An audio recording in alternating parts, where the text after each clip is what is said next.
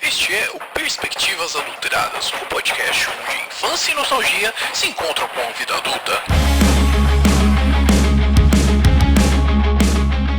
Sejam bem-vindos a mais um episódio do Perspectivas Adulteradas. Aqui quem fala é o Miau e vamos lá para mais um episódio histórico. E aí, galera do Perspectivas Adulteradas, aqui é o Leonardo Camilo, dublador do Ike de Fênix, do Mestre Shifu e de muitos outros. É um prazer estar aqui falando com vocês. Muito bem, ouvintes. No episódio de hoje a gente tá aqui com uma lenda da dublagem brasileira. Não só da dublagem, mas do teatro, da TV e do cinema, né? A gente tá aqui para falar com o Leonardo Camilo sobre a trajetória dele em mais um episódio da nossa série Como Me Tornei. Como vocês sabem, nesses episódios dessa série, a gente gosta de ouvir a história de vida do nosso convidado e entender como que ele chegou onde ele chegou, quais foram os passo a passos, quais foram os caminhos que ele tomou até chegar onde ele tá aqui hoje. E eu garanto pra vocês que esse episódio vai ser histórico. Então, se ajeita na cadeira, ajusta bem o seu fone de ouvido e vamos lá pro episódio.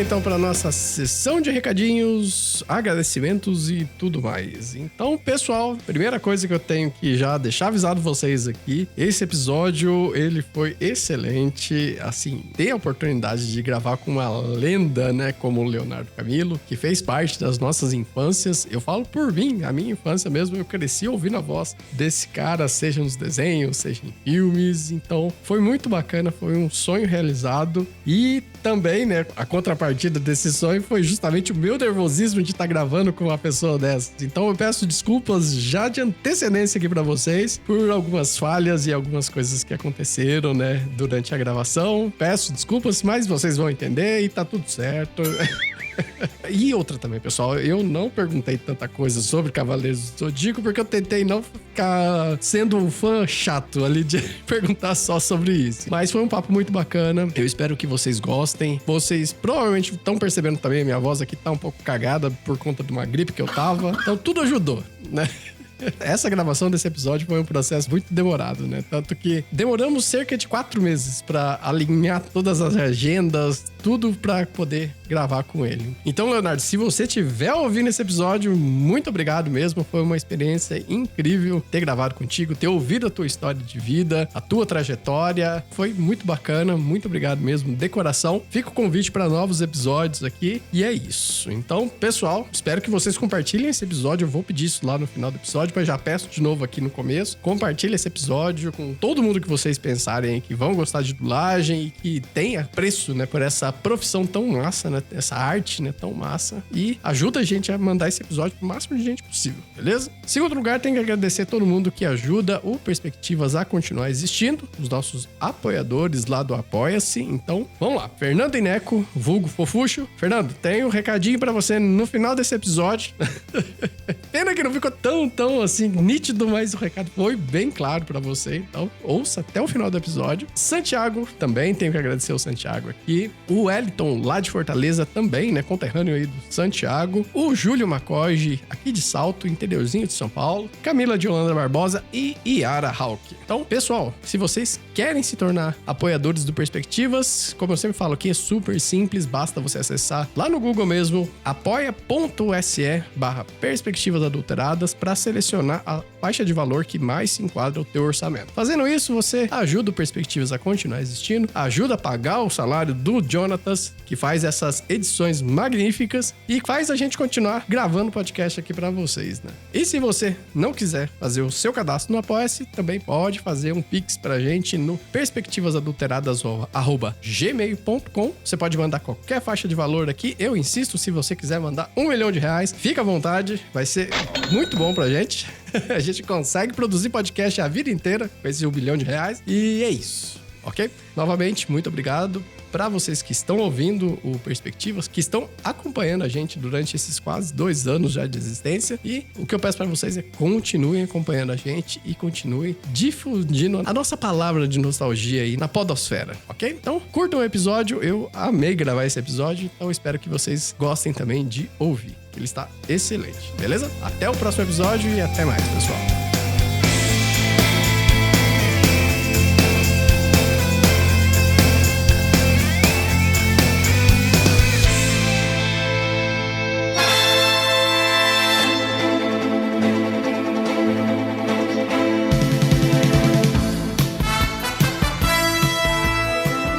Leonardo, antes de começar mesmo o papo de fato, eu gostaria muito de agradecer a você por aceitar o convite de participar aqui do Perspectivas Adulteradas, porque a gente sabe que foi uma longa trajetória a gente até acertar as agendas aqui. Mas agradeço mesmo do fundo do coração por você ter aceitado participar, por ter topado mesmo essa conversa com a gente, porque a gente sabe que a agenda de vocês é bem difícil, vocês têm muito trabalho, mas muito obrigado mesmo. E primeiro de tudo, acho que, não sei se é tão tranquilo assim, mas queria que você falasse um pouco sobre você, o que você faz, pra quem não conhece, pelo amor de Deus, né?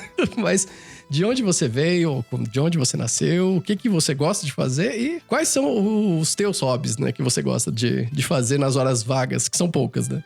Cristiano, primeiro é um prazer para mim, né, de receber o convite de vocês para participar do podcast de vocês. Acho que é importante para gente, né, para nós artistas, divulgarmos, né, o nosso trabalho, seja em que nicho for. Acho muito legal partilhar, né, as minhas experiências, né, a minha vivência, o meu universo é tão longo já, né, eu que comecei há muitos e muitos anos, apesar de ter nascido no Rio de Janeiro, comecei a fazer minhas estripulias de arte em Recife, onde morei quando era jovem. Lá foi a minha estreia aos 15 anos no teatro, né, e assim, uma sensação assim, acho que única, né, parece clichê assim, mas não é não, é única porque eu não tinha tido nada até então, assim, eu acho que nunca aconteceu nada depois, assim, do impacto que eu tive quando eu entrei pela primeira vez num teatro, muito por acaso. Eu não entrei porque eu queria fazer uma peça de teatro.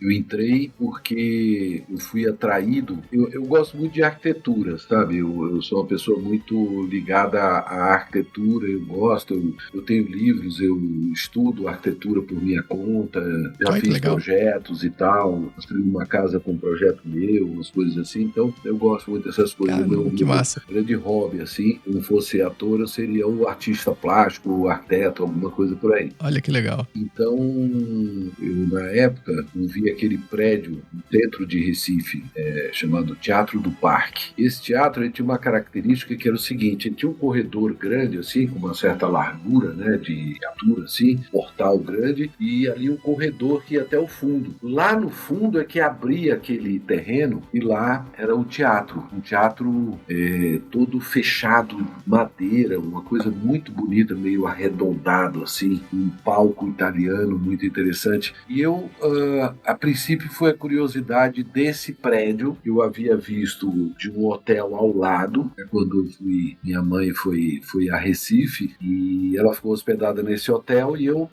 estava lá com ela, mas para você ir ao quarto dela, você passava por um corredor assim, de um lado eram os quartos e do outro, assim, na varanda, você via o quintal, aquele lugar que tinha esse teatro. Dava para ver e eles abriam umas venezianas grandes, assim, para arejar durante o dia aquilo, e aí dava para enxergar um pedacinho do palco e de algumas cadeiras da plateia. E aquilo me chamou muita atenção e eu quis ver. E então, quando eu fui entrando pela primeira vez, então, nesse corredor grande, eu vi fotos de um lado e do outro que eram de uma peça infantil. Todo mundo com os figurinos e as maquiagens, né? Geralmente temas voltados para as crianças e tal. Sim. E aí achei aquilo interessante também e tal, e perguntei um moço que estava lá no final, quem era o responsável pelo pessoal do teatro ali que eu queria conhecer. E por acaso estava passando um senhor, e ele disse, olha, é aquele ali, o Leandro Filho. E esse cara, aí eu cheguei perto dele, não tinha muito o que falar, só falei assim, oi, tudo bem? Você que é o responsável aquele pelo teatro? Ele só fez, eu fiz... Você tinha quantos anos mesmo? Eu tinha 15, 14 para 15, eu tava para fazer 15 anos, de abril, isso era no começo do ano. Aí ele, 14, eu tinha 14 ainda, um ano antes, eu estreiei com 15. E aí eu disse, eu queria conhecer aqui o teatro, né? Então ele disse, vem comigo. E eu fui andando, ele foi meio que no ritmo dele, meio que um pouco na frente, eu fui atrás e olhando aquilo, e aquele cheiro e eu fui entrando na lateral, assim, da coxia, e o palco, aí os camarins lá atrás, o lugar, o almoxarifado lá onde guardavam o camarim, a parte de roupas, de figurinos e de máscaras. Sim. E eles tinham um acervo bastante grande, era um grupo que acontecia ali naquele teatro, e eles faziam um repertório, tanto de adulto quanto de infantil.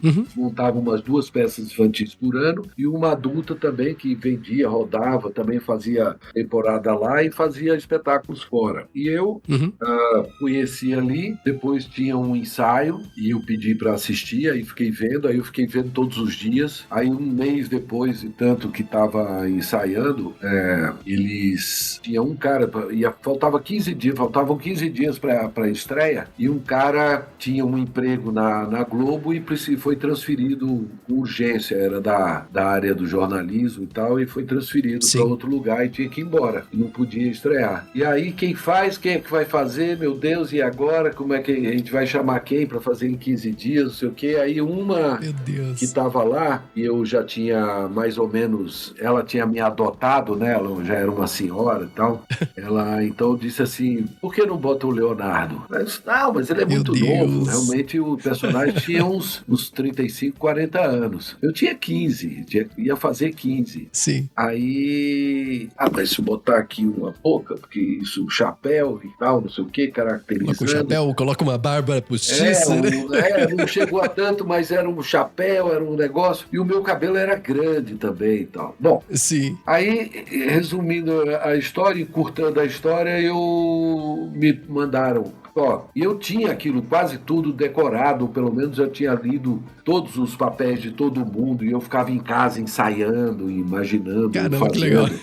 Imaginando eu fazendo a peça. Aí me veio a responsabilidade, então, de fazer um personagem, que era um delegado. Sim. E aí, rapaz, aquilo foi terrível, assim, porque não era um personagem pra mim, eu tinha certeza daquilo, mas eu queria fazer, né? Sim. E era a minha chance, né, de entrar ali e tal. E fiz, todo com dor de barriga, com diarreia no dia e tal. Não, imagina o frio na barriga que deve ter dado, né? Eu entrei em cena com dor de barriga. Se eu relaxasse um pouco, eu fazia ali mesmo. Porque fiquei totalmente mexido, assim, mas foi fantástico. Foi num festival de teatro amador que tinha em Recife, então foi bacana, assim, passar por essa experiência, né? E aí entrei no grupo e passei a fazer espetáculos infantis, espetáculos adultos. Dali a gente começou a fazer um trabalho na televisão, e ali foi começando. E eu comecei então a trabalhar com outros grupos, fui convidado para fazer coisas com outros, tanto adulto como infantil, e foram acontecendo coisas. E nesse meio tempo, eu era um estudante e tinha entrado, então havia passado 2 anos eu fazendo teatro e estudando em paralelo. Eu morava numa pensão para estudantes no centro de Recife. Meu pai havia mudado com a família para uma outra cidade por causa do trabalho dele. E eu estudava ali, estava fazendo as coisas ali, e falei, vou ficar. E aí eu passei para direito. Meu pai era advogado, né? Mas não era nada daquilo que eu queria fazer, eu tinha certeza e tal. E eu não fiz Belas Artes, não sei por quê, porque tinha uma faculdade maravilhosa lá, não havia de teatro na época. Mas aí, enfim, aí eu fiz 1 ano de direito. Quando chegou eu entrei ainda com 16 anos, né? Quando no começo do ano eu fazia em abril, então comecei a estudar ainda com um pouquinho, ainda 16 anos, fiz 17 e tal. Mas eu já estava decidido eu queria me profissionalizar, eu queria virar um ator profissional. Para isso, eu falo, tem que ir para Rio ou São Paulo. Que é o eixo mais que fervilhava, né? Então acontecendo as coisas e tal. Isso era a década de 70, né? Sim. Hoje está mais pulverizado isso, mas naquele tempo principalmente tinha um teatro semi-profissional, a gente vendia as nossas coisas, a gente fazia temporada, tinha um cachê e tal que se ganhava, mas era pouco. Sim. Normalmente você tinha que ter uma outra atividade e tal. Mas eu queria viver. Aí tinha conhecido um grupo e foi do Rio de Janeiro para lá, onde um dos atores era irmão de duas meninas que trabalhavam comigo num grupo lá, depois que eu saí desse primeiro, né, que eu tava e tal, fazendo uma peça com outro pessoal. E aí conheci esse pessoal, fiquei amigo, falei, olha, tô indo pro Rio, não sei o quê. Eu fui pro Rio primeiro porque lá, como a minha família, da parte da minha mãe toda do Rio, então era lá que eu tinha muitos parentes, inclusive a minha mãe, morando lá. Sim, sim. E aí inicialmente fiquei lá, fiquei na casa da minha mãe, depois minha mãe morava bem no subúrbio, assim, era bastante longe de onde acontecia a parte da Zona Sul, lá no Rio, teatro e tal, no centro ali. E aí eu mudei, aí fui morar em pensão também. E daí uma das pessoas desse grupo que eu havia conhecido ficou muito amigo meu, e ele já tinha feito teatro em São Paulo, e a gente batalhava. Foi um ano de muita batalha e nada acontecia, né? E aí ele falou, olha, vamos pegar um trem, é bem baratinho e tal, a gente amanhece, pega de noite no Rio, amanhece São Paulo, passa sábado e domingo, dorme na casa de alguém lá, a gente arruma onde dormir, e volta no domingo, no final do dia, né? Aí a gente fazia isso, ia de trem e voltava de trem. E chegando lá, em São Paulo, assim como a gente fazia no Rio durante a semana, lá no final de semana em São Paulo, pegava o jornal e ficava folheando onde tinha os classificados. Os classificados, classificados nossa. eram os anúncios. Os anúncios Sim. que diziam assim, teste para teatro, tal, endereço tal, não sei o que, teatro tal hora, tal dia, tal. Teste para novela de televisão, tudo era no jornal ali, nos classificados. Caramba, gente. E aí a gente ia pegando isso e ia fazendo o teste que precisasse fazer, né? E numa dessas que eu vim, eu passei num teste pro Teatro do SESI, numa peça infantil. Sim. Ia inaugurar um teatro do SESI, lá em São Paulo.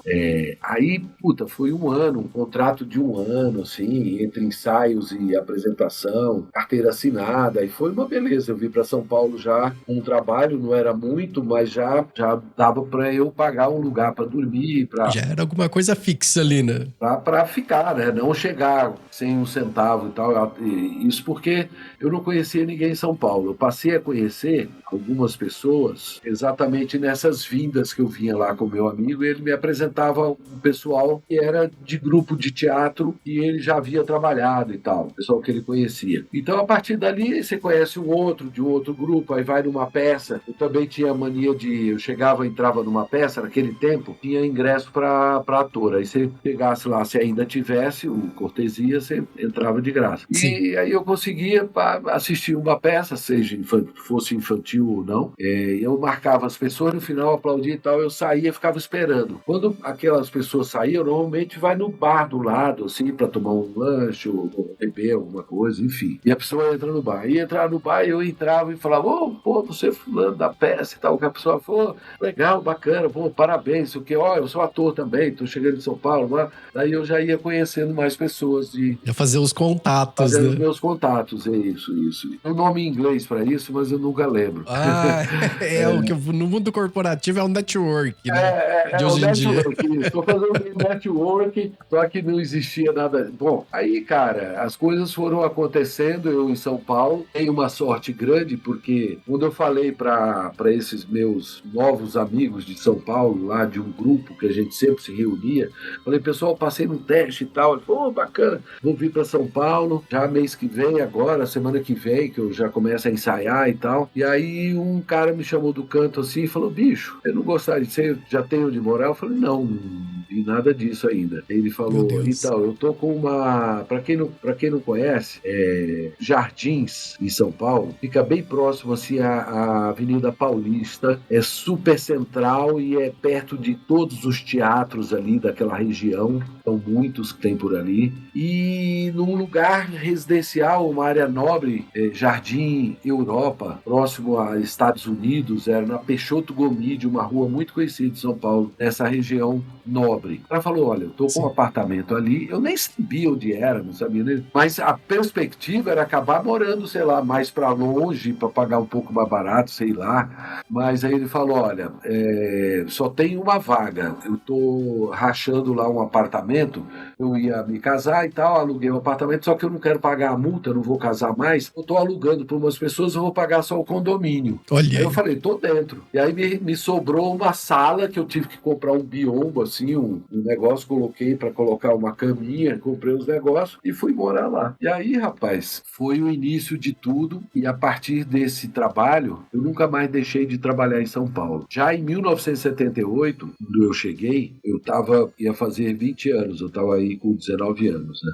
Nossa, tudo isso você ainda não tinha 20 anos, né? Não, eu cheguei em São Paulo no comecinho de 78, então como eu faço em abril, eu tinha ali 4 meses, mais ou menos, ainda de 19 anos. Caraca, velho. E aí, rapaz, eu batalhando, né? Aí fazendo mais teste de peça adulta, conhecendo pessoas de teatro. Aí já conheci os botecos da noite, onde a galera se reunia, porque ali também rolava papo de, fulano tá precisando, o grupo tal tá fazendo, tá montando elenco. Onde também pintam, um escritório, na verdade, né? Da galera, assim. E aí entrei num grupo de teatro lá, aí comecei Aí numa das batalhas, um amigo meu, a gente tava lá na extinta Tupi, tava até fazendo lá um programa de humor, mas pra levar tinta na cabeça, sabe? Aqueles assim... Sim. Mas era legal, a gente tava no meio ali, começando a fazer umas coisas. E aí a gente tava gravando, então ele falou, vamos num lugar chamado BKS, é uma empresa de dublagem. Então eu nunca tinha pensado nisso na minha vida. O meu negócio sempre foi o teatro, né? A base e a minha vontade, eu nem pensava em televisão, não pensava em nada. A segunda paixão é o cinema, né? Mas aí, cara, ele falou, vamos lá e tal, eu fui. Quando eu cheguei lá, aconteceu uma coisa muito interessante que hoje eu escuto muito da galera, que diz assim, nossa, você fez, sua voz fez a minha infância, eu cresci te ouvindo, papapá. Era o que aconteceu, essa sensação que eu tive quando eu ouvi aquelas vozes que fizeram a minha infância, entende? Eu cresci ouvindo nos desenhos, na série de TV, série de TV, imagina eu escutando a voz do Dr. Smith da série Perdidos no Espaço, cara, ouvindo a voz do Pica-Pau, ouvindo a voz do Gato Félix, ouvindo a voz do Fred Flintstone, eu fiquei, uau! E tudo isso ao vivo ali, né? Lá na BKS, né? E tudo isso ao vivo, eu nunca imaginei que eu ia ouvir essas vozes um dia assim, frente das pessoas, eu não sabia nem onde encontrar essas pessoas, e elas estavam ali ao vivo, trabalhando e tal, eu achei o máximo e tal, falei, caraca, eu gostei bastante, eu como sou um ator que eu gosto muito de desafio, falei, eu vou querer aprender isso daqui, fazer, acho bacana. Quando ele me levou para lá, esse meu amigo, ele me disse que era uma escolinha que ia ter nesse lugar, nessa BKS. Sim. Chegando lá, o que era essa escolinha? Escolinha eram vários bancos, desses grandes, sabe? Banco grandão, assim, entram várias pessoas ao mesmo tempo. Aqueles bancos de igreja mesmo. Banco de igreja grande. Sem encosto. Banco de igreja sem encosto. Ou aqueles do mesão do churrasco, assim. Do bandejão. Do bandejão, exatamente. Então, a gente, naqueles bancos, sem as mesas, né? E isso dentro de um estúdio grande, porque naquele tempo era projeção de cinema, assim, era tela de 16 milímetros, e aquilo era escuro, só tinha uma luz tênue, bem fraquinha, onde estava o texto, para a pessoa ler o texto, e bem fraquinha aqui na mesa do diretor, para ele anotar as coisas aqui no relatório dele. Sim. E era projetado, era cinema mesmo, era tudo escuro. E aí a gente ficava vendo, a escolinha era simplesmente simplesmente ficar assistindo pessoas que sabiam dublarem e tirando suas conclusões, né? Quando chegava num determinado momento, que você tinha ido 1 dia, 2 dias, terceiro dia, o diretor olhava para você e falava: você aí, vai lá. Aí você, eu? Aí a pessoa, Quem eu?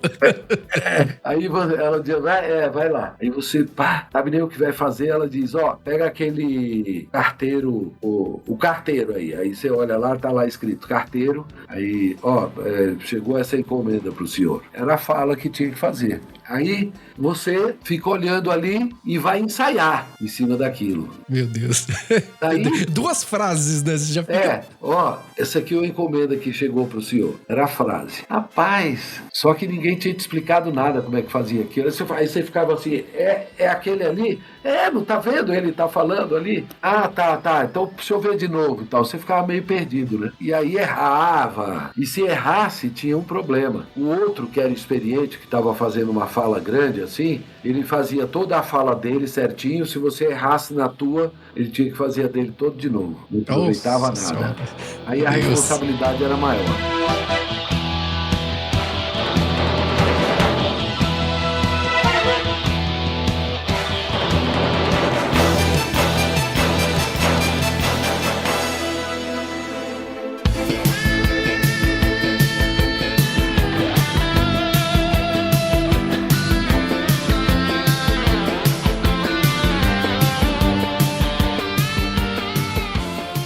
Bom, essa foi a primeira experiência e tal. Aí no começo, a dublagem, eu quase não ia a estúdio e tal, porque eu fazia muito teatro, né? E eu ficava durante o dia batalhando, fazendo ensaio, ou ensaiando alguma coisa do grupo lá que eu entrei, ou batalhando, ou fazendo teste para outras coisas, teste para cinema. Aí um dia pintou um teste para uma novela, e essa eu passei a fazer uma novela, já no ano seguinte que eu estava aqui, e final de 79, aí passamos o ano de 80 inteiro gravando. E aí as coisas começaram a acontecer muito, assim, eu comecei a fazer muito teatro, e a dublagem eu não esquecia, eu ia de vez em quando, porque também tinha pouquíssima coisa na dublagem para se fazer, né? Eu peguei uma série chamada Chips, meu primeiro fixo era o Barisca. O Barisca era um policial motorizado, ele não era de moto não, ele era de carro. Sim.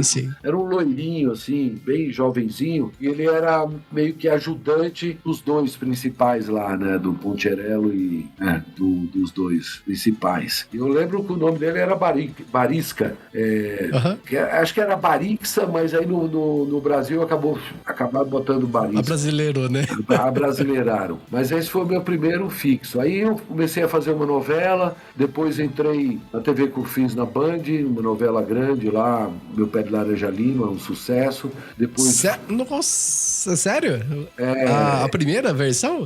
Eu fiz, na verdade, a segunda. A primeira versão foi em 1970, na Tupi. Aí, 10 anos depois, em 1980, foi a versão que a gente fez na Band, mas que foi o grande sucesso dessa novela, foi essa versão aí, de 80. A minha mãe falava muito dessa novela, do Pé de Laranja Lima, nossa. Então, eu fazia o barbeiro, ele era o barbeiro e era o cara subjugado pelo pai, né? O pai tinha um boteco, então enquanto eu não estava na barbearia, eu estava lá vendendo lá na mercearia do pai, e o pai batia nele, o pai era separado da mãe, ele não conhecia a mãe, era um cara sofrido pra caramba e era galanzinho, assim. E aí ele passa a ter uma relação com a irmã do Zezé, né? O Zezé que era o do Pé de Laranja Lima mesmo, né? O garoto principal, né? E aí ele passa a namorar com essa menina. Eu sei que foi um papel que cresceu bastante, inclusive, nessa versão,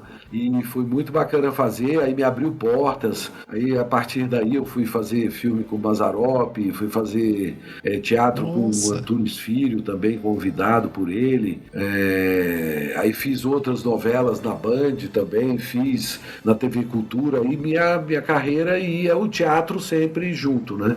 E sempre fazendo teatro. Aí eu passei um ano e meio, mais ou menos, fora, acho que 83 para 84, eu fiquei um ano e meio fora de São Paulo. Questões pessoais e tal, eu me afastei um pouco. E aí quando voltei, a Band tinha fechado o núcleo de novelas e os amigos meus, pessoal do teatro, todo também tinha ido para o Rio, fazia também televisão junto. E aí eu fui para o Rio, fiquei mais um ano lá. Lá eu fiz teatro, tudo. Mas acabei que eu batalhei, mas não com muita garra, a coisa da TV. E aí voltei para São Paulo e passei a fazer teatro e a dublar. Aí, então eu me engajei mais. Em 85 foi que a minha carreira começou a acontecer, ou seja, praticamente mais de 5 anos depois que eu tinha tido as primeiras experiências, foi que eu realmente engatei e comecei a fazer dublagem com mais afinco, né? E assim, a dublagem, contando 1978, quando eu comecei,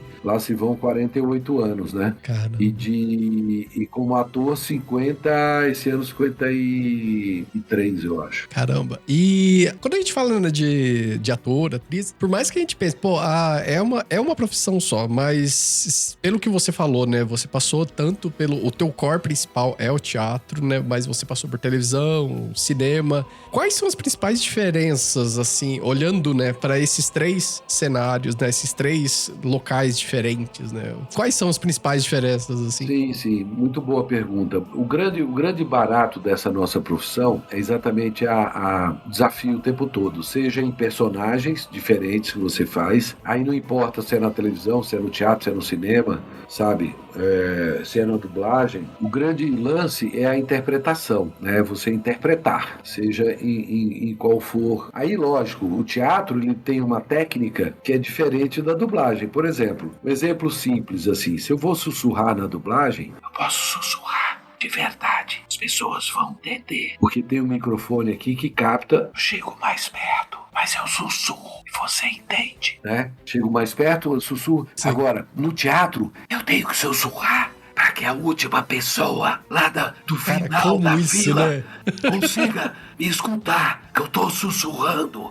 Então eu tenho uma técnica que eu projeto esse sussurro. Então é diferente, mas é desafiante do mesmo jeito. No teatro você usa o teu corpo, mas na dublagem você usa o teu corpo também. Apesar de você não estar sendo filmado, não está acontecendo, mas eu me utilizo de movimentos. Se eu vou falar uma coisa, eu estou fazendo assim, eu me pego falando assim, ó, abrindo os braços, fazendo assim, sabe, dependendo do que está acontecendo. E outra, eu tenho algumas técnicas, se eu faço assim, ó, é como se eu estivesse comendo alguma coisa, eu estou só aqui falando, você é como se eu estivesse comendo alguma coisa, ó. Eu apertei aqui, estou falando, eu estou aqui imitando como se eu estivesse comendo. Mesma coisa se eu tiver...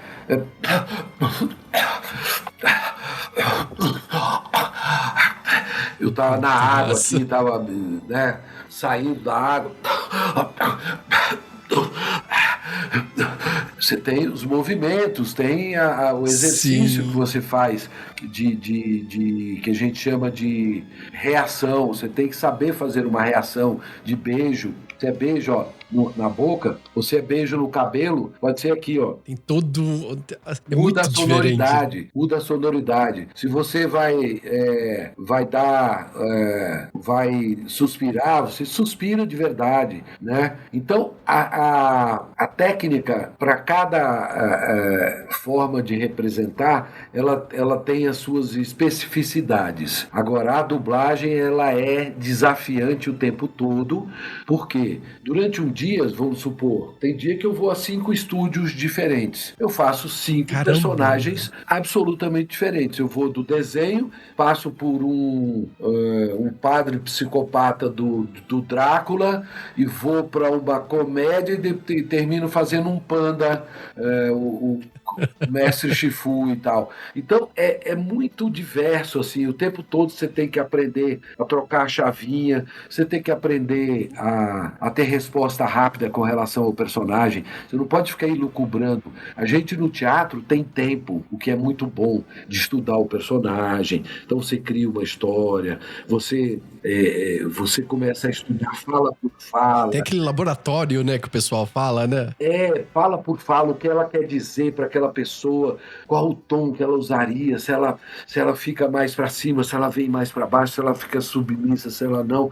Tudo isso a gente vai estudando até achar o ideal do personagem. Na dublagem, a gente já tem aquele trabalho feito. Então, mesmo que seja num desenho, existe ali uma história, existe um texto, né? Existe um personagem. Então, no filme você vai assistir, se você é um leigo e nunca dublou, mas você percebe, nossa, esse cara é um vilão, ele é um bandido. Você percebe, óbvio. Você percebe que está assistindo que é uma comédia, você consegue ser, qualquer um de nós consegue, certo? Dizer, isso aqui é um drama. Não, eu estou assistindo um drama. Não, eu tô assistindo aqui um filme de ficção científica. Você consegue, né? Com poucos minutos que você está assistindo o filme, se alguém pergunta, você consegue dizer e tal. Então, é assim, esse é o princípio. A partir daí, você como artista, aí sim, você tem a obrigação de quê? Transformar aquilo que você está vendo em interpretação à moda brasileira, à tua moda, às tuas inflexões e com técnica, com muita técnica, encaixar perfeitamente na boca do personagem e demonstrar naturalidade nisso que está fazendo. Ou seja, a gente usa técnica para poder fazer a parte interpretativa que é a mais importante, fazer acontecer sem que você esteja procurando boca e tal. A técnica te leva a fazer isso com relaxamento, a fazer a parte interpretativa que é a mais gostosa, fazer com muita maestria e com muito relaxamento. E é assim que é a dublagem. E a dublagem foi me tomando e passou a virar o meu ganha-pão, assim, o meu dia a dia. Porque assim como a dublagem, a televisão, a dublagem não, assim como o teatro, a televisão, o cinema, você está empregado, aí você acabou a novela, você não tem mais, é contrato. É uma coisa que ela é muito, oscila muito, né? É por obra, é contrato por obra. Você está fazendo um teatro, aí a peça está indo de sucesso, ok, está ganhando, aí daqui a pouco acabou a temporada, ou a peça não faz sucesso, aí não entra grana. Mesma coisa um filme, você está fazendo, tem um período, começo, meio e fim. E a dublagem é uma coisa que tem perenemente, todos os dias. E passou dos anos 80, 90 para cá, 90, 2000, os anos 2000, as novas tecnologias, aí, né, a coisa começou a crescer na época ainda do VHS, quando começaram as videolocadoras, que você ia lá e locava aquela fita, e depois o DVD, né, e aí tinha as videolocadoras. A partir daí, aí veio a TV a cabo, aí quando veio a TV a cabo, aí depois vieram os streamings. Pronto, bicho. Aí as produções aumentaram exponencialmente, né? E antigamente a gente fazia um ou outro filme para cinema e quando fazia a maioria era desenho. Hoje eu faço muitos filmes para cinema o ano todo, tanto desenho como filmes de ação, filme de romântico, comédia, muita coisa é feita na versão dublada, muita mesmo. Então é outro mercado, os streamings, então você tem de tudo para fazer. Então é o meu trabalho do dia a dia. Você tinha perguntado uma coisa diferente, a grande diferença, né? Isso. Não, eu acho que é tudo diferente, porque aqui, por exemplo, eu tô no microfone, televisão tem um pouco isso, o cinema também, que o microfone tá aqui perto e tal. O teatro é uma outra projeção, mas tudo é arte, cara. Tudo tem que ser interpretação. Tudo você está mexendo com emoção, né? Quando eu falo para os meus alunos o que é interpretar, não tem uma técnica específica. Você tem que sentir e você tem que ser verdadeiro naquilo que você está fazendo. Você tem que se transportar para aquele personagem, para a dor dele ou para a alegria dele. E você tem que se transportar para o que você está fazendo. Esse é o grande segredo. Porque por mais que a plateia, né, o cara que tá assistindo ali na casa dele, seja no cinema, alguma coisa assim, que ele não seja um profissional da arte, ele sabe identificar o que é verdadeiro, o que não é, né, numa atuação, né? É uma característica do ser humano, né? Exatamente. Você mesmo leigo, você sabe dizer, nossa, que ruim que aquela figura tá. Olha que trabalho legal que aquela pessoa tá fazendo. A pessoa não é expert, mas ela tá sentindo verdade naquilo. Exato. E assim, isso é o que faz a gente sobressair ou não dentro da dublagem. Tenho colegas, amigos até de 40 anos aí de janela que nunca deslanchou, sempre é mediano para baixo, entende? Eu dei sorte, eu faço muita coisa, eu tenho muitos atores que eu dublo, tenho muitos bonecos, né, que a gente chama de desenho também, ao longo da carreira, né? Então, desde o primeiro que estourou lá nos anos 80, né, que foi até depois do Chips, tem muita gente até que assistiu os Chips também na época e lembra do meu trabalho, mas o Lion Man foi o que começou assim, né? Foi o meu trabalho que teve o primeiro retorno. Eu lembro bem pouquinho, assim. Eu lembro bem pouquinho. O Lion Man foi interessante porque foi a primeira vez que eu fui dublar numa outra empresa de dublagem, a Alamo. Eu tava fazendo uma série lá na BKS, chamava Lobisomem Americano em Londres. No. Lobisomem Americano em Londres. Era um garoto, assim, era o garoto que se transformava em lobisomem. E eu fazia o dito cujo, o principal lá. E aí veio um casal lá da Alamo dublar comigo. Naquele tempo a gente dublava todo mundo junto na estante, assim. Ficava lado a lado dublando. E eles vieram fazer uma participação no meu episódio lá, e aí dublaram comigo, e aí me convidaram para ir pra Alamo. E eu fui. E aí comecei a fazer uns papéis e tal, e aí aconteceu que eles estavam, assim, na primeira semana de gravação do Lion Man, e tinham feito, acho que uns 6 ou 8 episódios com o Nelson Machado, fazendo o Lion Man. Sim. Só que o Nelson, naquele tempo mesmo, assinou um contrato com a extinta Rede Manchete, ele fazia um humorístico lá no Rio. E o contrato dele, ele ficava uma semana em São Paulo, aí ficava uma semana toda lá no Rio. Uma semana em São Paulo, uma semana lá no Rio. E naquele tempo não tinha o que tem hoje, que a gente pode dublar remotamente, entende? Entra no estúdio e dubla do outro lugar, não tem que estar do lado. Mas naquele tempo não havia isso. E aí, como a série precisava ir pro ar, e eles tinham que gravar uma quantidade por semana, se ele ficasse uma semana aqui gravando e uma semana lá, ele não teria como cumprir essa programação. Aí ele então tinha que deixar o personagem, e aí o Líbero Miguel me deu o personagem para fazer. O Líbero era o Líbero e a Nair Silva, que era o casal que eu falei, eles eram coordenadores lá. Ele era coordenador e ela diretora de dublagem lá e ela inclusive começou a dirigir o Lion Man comigo lá. E aí eu passei a fazer, esse foi meu primeiro grande trabalho, e fazendo outras coisas também. Aí fui engatando e fui vivendo, e nisso, aí anos depois eu passei a dirigir dublagem e tudo, né? É interessante. Cara, eu tô me segurando pra perguntar, porque eu não queria tratar só disso também, né, no episódio, mas como que você chegou em Cavaleiros do Zodíaco? Porque se eu não perguntar isso aqui, o pessoal me mata depois. Não, na verdade, assim, a gente nunca sabe o próximo trabalho que a gente vai fazer, nem se ele vai fazer sucesso ou não. Todo trabalho é um trabalho a mais, tá? Independente do futuro dele, né? E Cavaleiros era um trabalho a mais. Na verdade, ele, quando foi lançado aqui, ele foi um dos primeiros animes no Brasil. Sim. Eu acho que tinha tido um outro que fez um relativo sucesso, eu não me lembro qual. Mas aí veio Cavaleiros e estava com uma estratégia de lançamento, com bastante divulgação e tal, né? Da época tinha a revista Herói, tinha outras revistas especializadas, aí na televisão ia estrear na Manchete, tava um auezinho, e a escalação foi do Gilberto Baroli. O Gilberto Baroli, ele é das antigas já, né? É desse período aí que, quando eu entrei, ele já era veterano, ele era uma das vozes que eu já tinha ouvido, inclusive em trabalhos de séries que eu via na televisão. E o Baroli, então, conhecia meu trabalho, ele dirigiu também, chegou a dirigir essa série.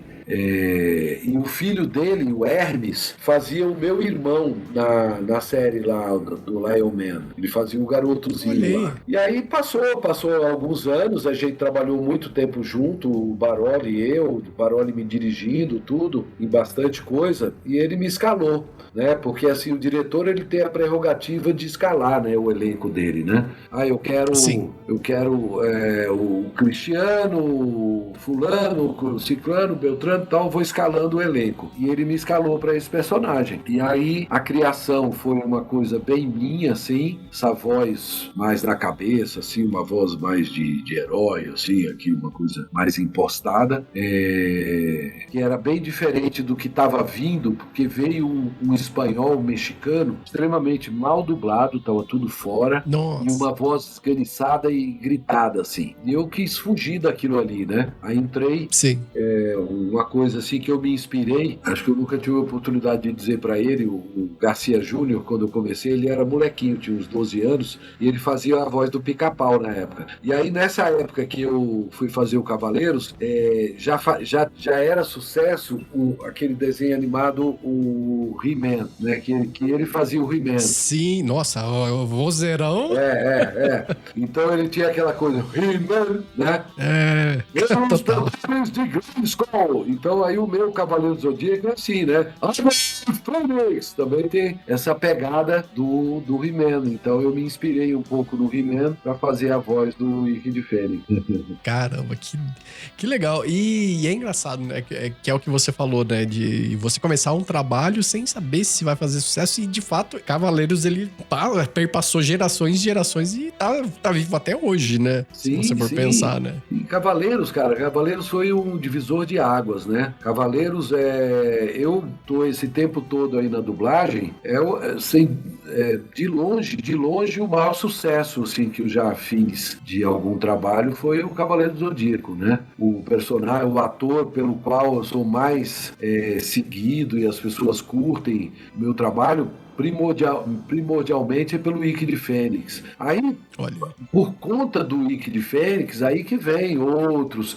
Aí vem a galera que sabe que eu faço o Mestre Shifu do Kung Fu Panda, que sabe que eu faço aquele Barney, dinossauro roxo do Barney e seus amigos, que eu dublo o Nicolas Cage, que eu dublo o Bruce Willis, o Ray Liotta, o Pierce Brosnan, o John Travolta, Jeff Goldblum e tantos outros, né? Muitos atores.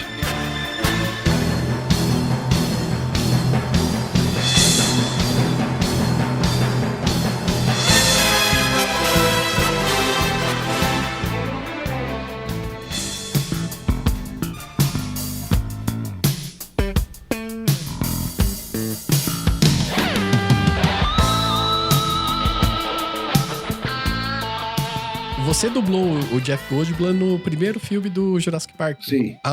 É porque aqui a gente, no podcast, a gente tem um convidado do Barra Amigo que a gente tem, que ele detesta o Jurassic Park. Daí eu falei, poxa, pelo amor de Deus, né? Como que você consegue detestar um filme daquele, né? E é uma pena. Eu queria perguntar a tua opinião, assim, como foi dublar, né, Jurassic Park naquela época? Naquela época foi legal, porque eu tava começando a me firmar, né? Assim, começando a pegar atores importantes, assim, para dublar. Eu acho que eu já dublava Nicolas Cage naquele tempo. E aí, abriram um teste para fazer o Jurassic Park. E eu fui um dos que fui convocado para fazer teste. Normalmente você manda 3 vozes e aí o cliente que escolhe. Dessa vez foi lá para a produtora lá do Spielberg, né?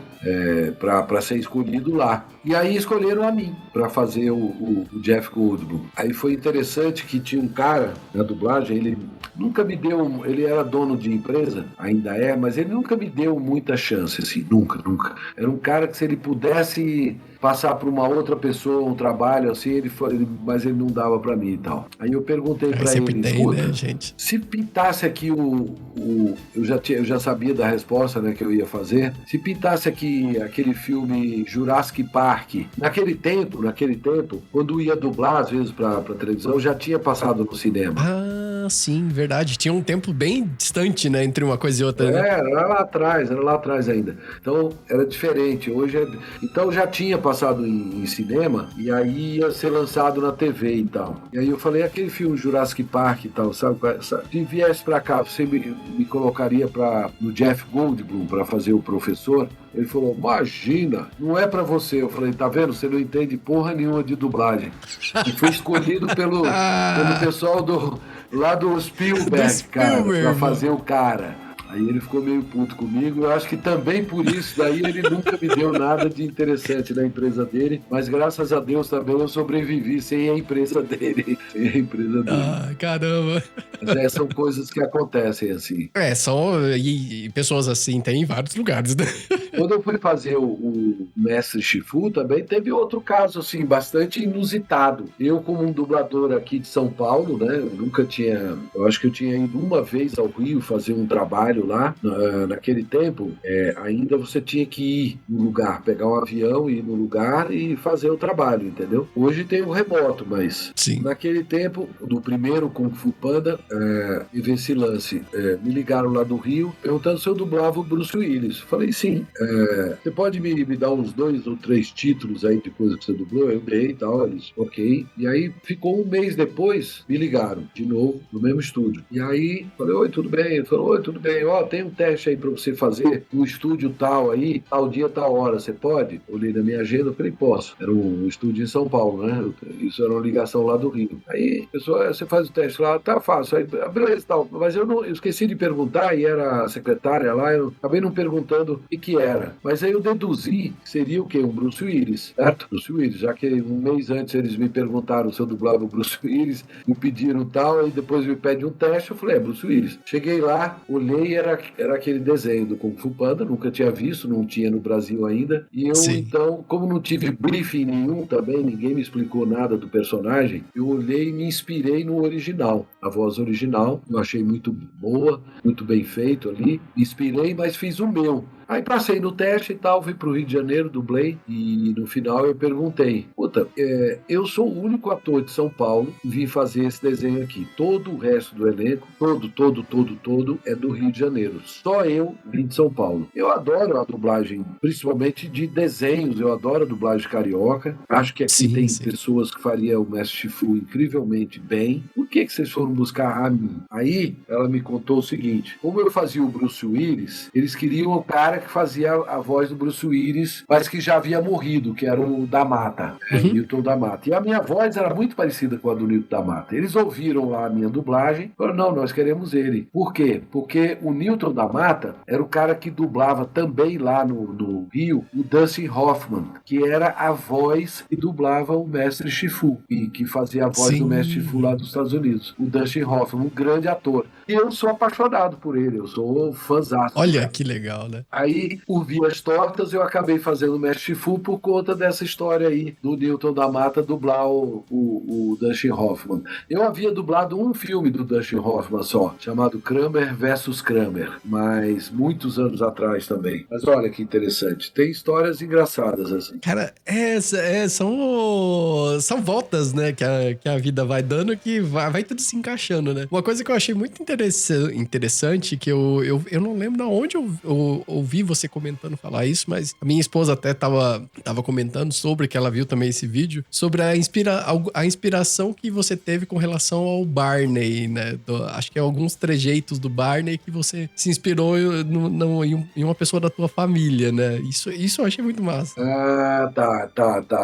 Na real, essa daí do Barney foi o seguinte, eu também passei num teste, né, pra fazer o Barney. Essa eu não me inspirei na voz original, eu criei uma voz ali de acordo com aquela figura que eu vi, grandona, meio bobão, ao mesmo tempo super bonzinho e professoral. Então eu fui pegando aquela ideia do personagem e tal. E aí, ele tem uma coisa, um jargãozinho dele, de quando ele tá feliz, no inglês ele faz Iptiju, e quando ele faz Iptiju, ele pula no lugar, quando ele tá feliz, assim, Iptiju, eu estou muito feliz e tal, né? E aí, falei, Iptiju é muito americano, né? Não encaixa, né? Não encaixa no Brasil, né? Colocar alguma coisa mais assim, nossa e tal. Aí eu me lembrei da sonoridade. Eu tenho um irmão, ele já não tá mais entre a gente aqui, mas o meu irmão, ele tinha síndrome de Down. E o meu irmão, ele era muito perspicaz, assim, né?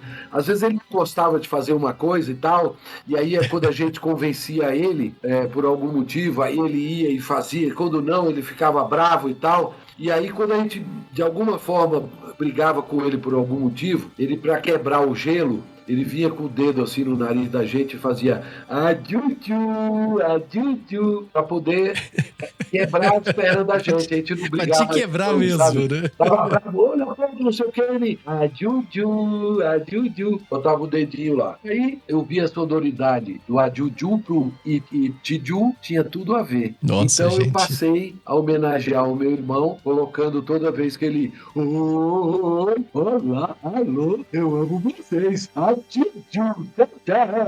E aí botei o adjuju no personagem. Gente, que E da fui hora. levando, e ele ficou muito feliz, porque ele estava ainda, né, conosco, e ficou sabendo, ele contava para todo mundo que ele tinha sido homenageado. Olha que e legal. tal. Era bem legal, isso aí foi uma coisa que eu me orgulho de ter feito. E é legal, né, você perceber que esse processo de criação, ele depende muito justamente dessa sagacidade, né, do ator, de poder pegar esses meandros e não simplesmente, sei lá, adaptar o texto ou adaptar uma fala ali do original, né? Que daí é como você falou, não encaixava, parece que não fica uma coisa viva, né, se for pensar, né? Você tem que ter uma certa liberdade, né? Como eu digo, se você pega 3 pessoas para traduzir o mesmo filme, vão vir 3 textos diferentes. Se essas pessoas não conversaram entre si, vai ser impossível que elas escrevam exatamente as mesmas coisas, a mesma palavra, a mesma construção de frase. Alguma coisa vem diferente. Então isso mostra que a gente pode sim mexer nesse texto, que a gente pode sim adaptar o texto e que a gente pode, sem ferir aquela obra, né? Eu não gosto muito de maneirismos ou de gírias muito específicas. Eu acho que aí fere um pouco. Mas eu digo, essa adaptação mesmo da versão brasileira para que caiba melhor na boca, para que tenha um sync melhor, para que o entendimento daquela frase também seja mais orgânico, é possível sim a gente mexer, e isso é muito bom.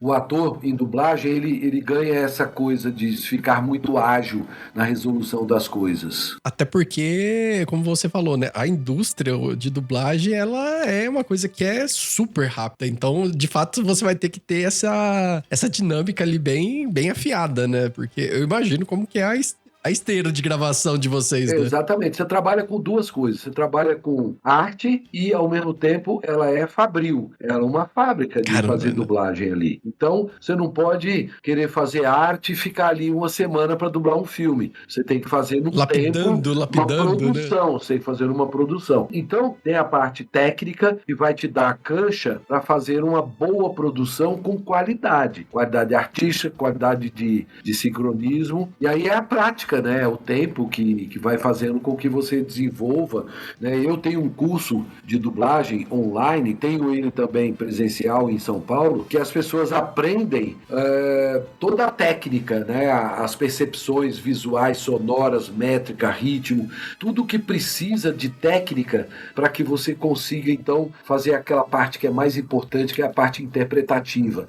Aí você fica com uma dublagem linda, porque além dela estar bem interpretada, a pessoa tem a nítida impressão que está saindo daquele personagem, que não é uma coisa que está sendo colocada na boca dela, não é? A gente não se contenta em colocar a voz ali naquela boca, e sim que ela saia de dentro daquele corpo. Que pareça orgânico mesmo. É orgânico, né? Tem que ser crível, a pessoa tem que acreditar que aquela voz está saindo de dentro daquele personagem, ela é a alma e o espírito daquele personagem, seja ele de ator ou de desenho. Sim, sim. E aí, pensando nisso, até olhando pra tua carreira, assim, você consegue falar, por exemplo, qual foi o trabalho mais difícil do lado técnico, né? Tecnicamente falando, né? De sincronia, a parte de tempo. E qual foi o trabalho mais difícil no sentido emocional, assim, que você precisou trabalhar bastante essa parte da carga emocional mesmo do personagem? Por acaso, os dois, eles são o mesmo trabalho, as duas dificuldades, da parte técnica e da parte emocional. Porque a parte emocional também, acabava interferindo na parte técnica e foi num período que eu dublei esse filme que ainda não era digital como hoje, que a gente consegue jogar o som para a esquerda, para a direita, comprimir, esticar. Você mexe no som e você ajusta aí algumas coisas hoje em dia. Naquele tempo não. Ou ficava em sync ou você tinha que fazer de novo. Não tinha uma coisa assim que ajeitasse depois um pouquinho, entendeu? Hoje, um programa de computador, você consegue esticar um pouquinho o som, nem que seja só um pouquinho, senão vai distorcer, mas você consegue jogar um pouquinho para a esquerda, um pouquinho para a direita, entendeu? Naquele tempo não. E aí era um trabalho que era de um personagem extremamente complexo e de grande responsabilidade para mim, de um filme que eu sou ainda apaixonado, assim, um clássico do cinema brasileiro, do Franco Zeffirelli, que é a história de Jesus Cristo, né? Jesus de Nazaré. E eu, através de teste também, acabei fazendo Jesus, e assim eu me emocionava muito, então eu acabava às vezes estragando alguma cena, porque acabava que a emoção atrapalhava a minha dublagem, e assim foi uma dublagem bastante difícil de fazer, tanto emocionalmente como tecnicamente, parando muito, passando até do tempo que seria normal de fazer, mas foi uma coisa especial e teve um resultado maravilhoso na minha carreira também. Não, e eu posso falar porque meu pai, ele assistiu tanto esse filme. Eu lembro muito da minha infância de esse filme, quando eu chegava na época da Páscoa e do Natal, sempre passava esse filme. E eu lembro dele comprar o DVD e, cara, todo ano ele assistia. Então, é uma coisa que também tem muito marcado, assim, né? E de fato... Você vê, esse filme, ele é explorado até hoje. Ele passa ali na Record na época da Páscoa e do Natal. Sim, Todos os anos. E eu nunca recebi nada de direitos disso daí. Caramba, gente. É isso que eu ia perguntar. Como que funciona isso também, né? Porque o que eu já ouvi falar muito, né, de atores, assim, que o ator, ele recebe muito pouco, né? Quando você tem essas reexibições, né? Por exemplo, de uma novela antiga, alguma coisa assim. Quase nada. Mas isso na dublagem também acontece? Quase nada. Igual a TV também, é quase nada. Você assina os contratos e só beneficiam os caras lá, só beneficiam os detentores da obra, entende? Caramba, fica gente. muito pouco. É um contrato absurdo, assim. Você cede teus direitos por míseros 10% daquele valor que você cobrou para fazer o trabalho. Que deveria ser 1000%, devia ser ao contrário, né? Você devia receber pela sessão de direitos... É porque vocês dão vida pra isso, né, mano? Para fazer você cobrou X. E ser pelo menos 10X, no mínimo 10X, para poder você ceder os direitos. Não, você cede por 10% do valor. É um absurdo. Mas é isso que temos. E você tem um personagem, assim, um autor, assim, que as pessoas não conhecem tanto, assim, mas que tá aí, que você tem aquele carinho especial por ele, assim, apesar de às vezes não ser tão famoso, assim? E atores? Ator ou um outro personagem, né? Pode ser de desenho. Não, eu gosto muito de dublar um grande ator que aqui no Brasil não tem, assim, a fama de um Nicolas Cage, de um Bruce Willis, de um Jeff Goldblum e tal, mas é um grande ator que eu adoro dublar tudo dele e tenho dublado muito. É um ator argentino chamado Ricardo Darín. Esse cara é fantástico.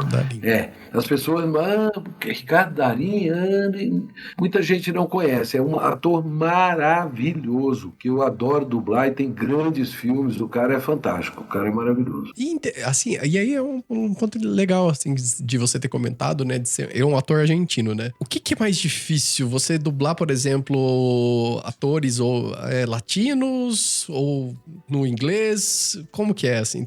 É a mesma dificuldade ou cada um tem um detalhezinho específico? Você se habitua a ter a voz como um guia, né? Ela não pode te interferir no sentido, por exemplo, o americano, ele canta muito quando ele parece que ele está fazendo uma pergunta quando na verdade ele não está fazendo. Então a gente não pode entrar nessa de entrar na musicalidade daquela língua, seja que língua for. Agora, quando se trata, por exemplo, do espanhol, o espanhol, ele tem muito mais similaridade com o português do que o inglês, né? Então, naturalmente, vai ter mais similaridade de labiais. Consequentemente, é mais delicado para você fazer uma dublagem mal feita no espanhol, é mais fácil do que no inglês. Porque em inglês, dificilmente vai ter alguma coisa que bata a mesma connection, né? aí conexão, aí tudo bem. Sim, sim. Mas outra não tem nem a mesma fonética e tal. E no espanhol tem muita similaridade, então é mais difícil ali de dublar, sim. Tem esse outro adendo, né, que você tem, às vezes, que inverter a frase para poder dar certinho a dinâmica da fala, a embocadura ali, o sync. Mas é bacana Sim. também, eu acho que são coisas diferentes. Mas a gente tem que se habituar a dublar para qualquer idioma. Porque hoje em dia você dubla do finlandês ao turco, passando pelo japonês, o coreano. Como você falou, né? Esse meio quando surgiu os streamings, né? Que aumentou as produções, né? Aumentou no geral, né? A Yara que grava com a gente aqui, ela é fanzaça de novela turca. Então, ela adora, né? Basicamente só assiste dublado também, né? Sim, sim. Porque como que você vai assistir, né? Pessoas às vezes sabem uma língua, mas... E é até estranho, por mais que tenha legenda, né? E legenda, a legenda, ela é legal, mas não é tanto, assim. Quando se trata de uma tela menor, assim, eu acho que a tela da TV já começa a ficar mais complicado. No cinema já é ruim, eu acho, sim. Mas eu também sou suspeito para falar, mas o que eu acho é assim, hoje você tem a democracia, né, da teclazinha SAP, né? Você pode assistir do jeito que você quiser, no original, se você falar turco, entender japonês, é legal no original também, inglês e tal, que for. No espanhol eu gosto muitas vezes de assistir no original, que é a língua que eu domino mais fora o português, mas você pode botar a legenda, você pode botar o original com legenda, você pode botar só o original, você pode botar o dublado com legenda, você pode botar do jeito que você quiser. Então isso é democrático, isso é muito legal, mas é importante a gente saber que a nossa língua precisa ser difundida como ela é na Europa, como, né, a maioria dos trabalhos, se não todos lá, são dublados, né? Você vai no cinema, assim, tem 8 cinemas com filme dublado e 2 salas com filme lá no original, porque eles primam pela voz, pela cultura deles, pela voz deles e tal. E aqui no Brasil tá ficando assim também. O pessoal tá entendendo mais o que é dublagem, tá curtindo mais. A geração de dublagem hoje tem um trabalho muito leve, assim, muito naturalista, né? Tá numa linha bem moderna, bem atual, então tem essa pegada de chegar mais no linguajar das pessoas, não tá aquela coisa de radionovela que era antigamente, né? Que quando começaram as dublagens do Brasil, eram os radioatores, né? O pessoal que fazia a radionovela. Então era tudo muito, assim, muito empolado, tudo, né? Eles faziam aquela voz de locutor e tal, que não há necessidade. Então, hoje a coisa tá muito mais natural, e as crianças fazem crianças, tem muita criança dublando, então a coisa chega muito mais no real, assim, do trabalho. Acho muito legal.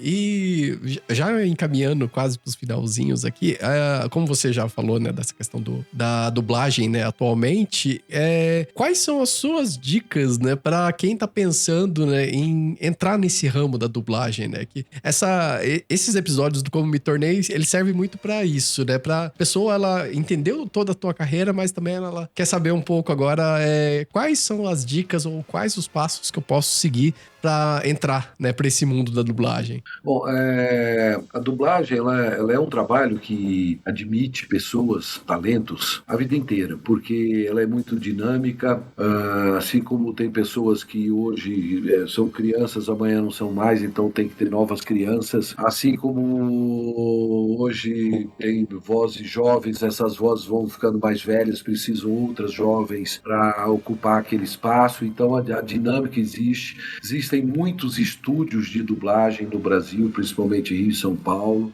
que precisa ter um elenco muito grande, porque são muitos trabalhos que são feitos o dia todo. Em cada casa dessas de dublagem tem 4, 5 cabines, ou 8 ou 10. Então, caramba, você multiplica pela essa quantidade de casas, você vê quantos trabalhos são feitos por dia, então tem que ter um elenco grande. E aí, por ser um trabalho extremamente artístico e fabril, né, um trabalho de produção, é preciso preciso que a pessoa que queira se tornar um dublador ou uma dubladora, que se especialize. É preciso fazer um curso. Não adianta querer, porque eu faço um fandub legal e tal, então eu vou me aventurar na dublagem. Não dá certo. É preciso fazer um curso para se aprender as técnicas, as manhas, passar por experiências simulativas de estúdio, como se fosse dublando mesmo, fazer personagem do começo ao fim, ter experiência com desenho, com anime, com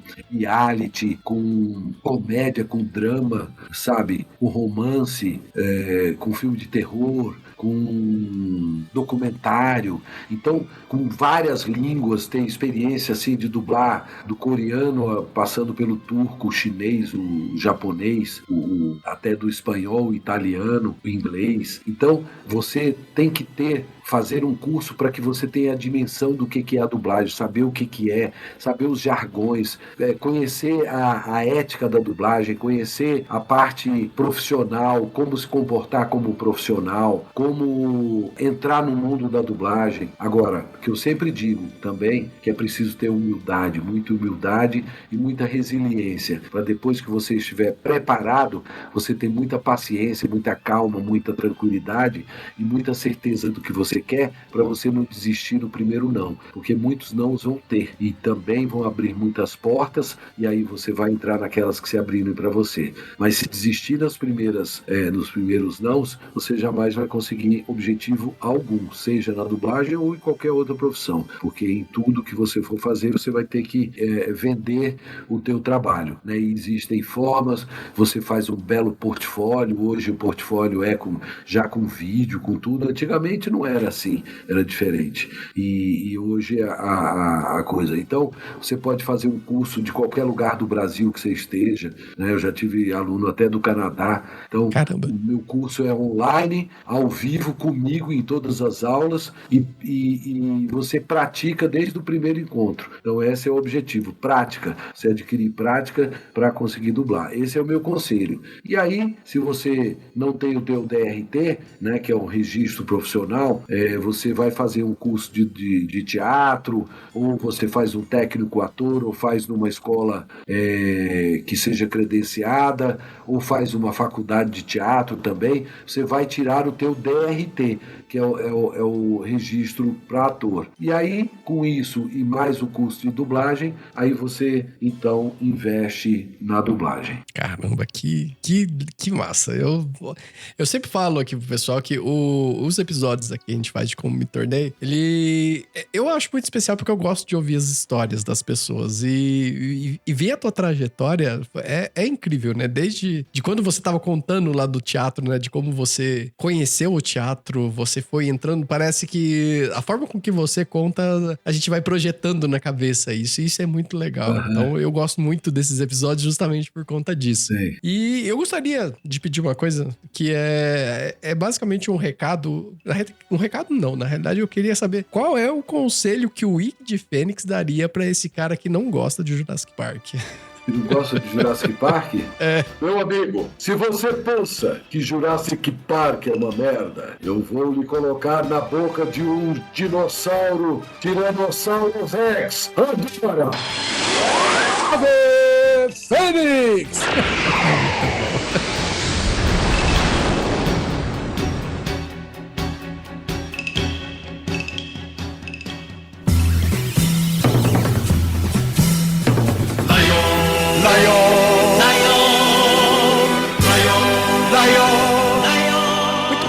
Chegamos ao final de mais um episódio. Eu espero do fundo do coração que vocês tenham gostado. Eu adoro, não canso de falar isso, eu adoro ouvir histórias, eu adoro esses episódios Como Me Tornei. Então, eu espero também que vocês tenham gostado de ouvir toda a trajetória do Leonardo, de ter pego, né, todos os aspectos da carreira de dublador, e que, se você se interessa, que você siga essa carreira. E para seguir essa carreira, eu vou pedir pro Leonardo fazer o jabá dele aqui, do curso dele, para vocês aprenderem aprenderem com quem sabe de fato, né? E aí, galera, é o seguinte, eu além de meu trabalho como dublador, como ator de teatro e tudo, eu sou muito ligado à produção, né, a produção artística. Então, há alguns anos eu tenho a Ave Fênix Produções Artísticas, né, a Ave Fênix ProArt, e a gente faz várias ações culturais. A gente faz o dança-teatro, eu junto com a minha esposa, que tem uma escola de dança. Então, nós temos essa parceria já há 16 anos, 17 anos agora.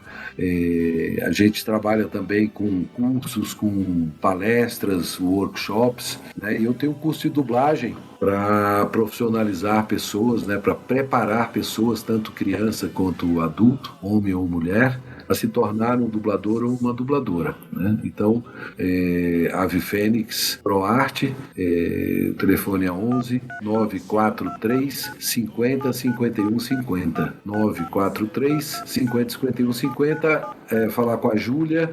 Lá você vai ter todas as informações. Estamos iniciando esse ano aqui agora com o curso de dublagem ao vivo, presencial, e também ao vivo comigo em todas as aulas, num curso online, onde você pode fazer de qualquer lugar do Brasil. É isso aí. Um abraço, e aquele que tiver o sonho, corre atrás, porque é dessa forma que você vai conquistar. Legal. E o meu recadinho, pessoal, recadinho de sempre. Se você gostou do episódio, compartilha com quem você acha que vai gostar de ouvir sobre dublagem. Eu duvido que tem alguém que não gosta de ouvir sobre dublagem. Eu tô fãzaço dessa arte e sempre gosto de ouvir os episódios que tem dublador envolvido. Então, compartilha nas suas redes sociais, marca o Leonardo Camilo lá pra ajudar a divulgar também o trabalho dele. E é isso, pessoal. Muito obrigado e até o próximo episódio. Tchau, tchau, pessoal.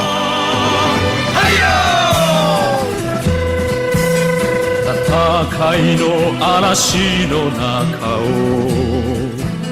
空を飛びかけよう Este programa foi editado por Talkcast. Edições e Produções de Podcast.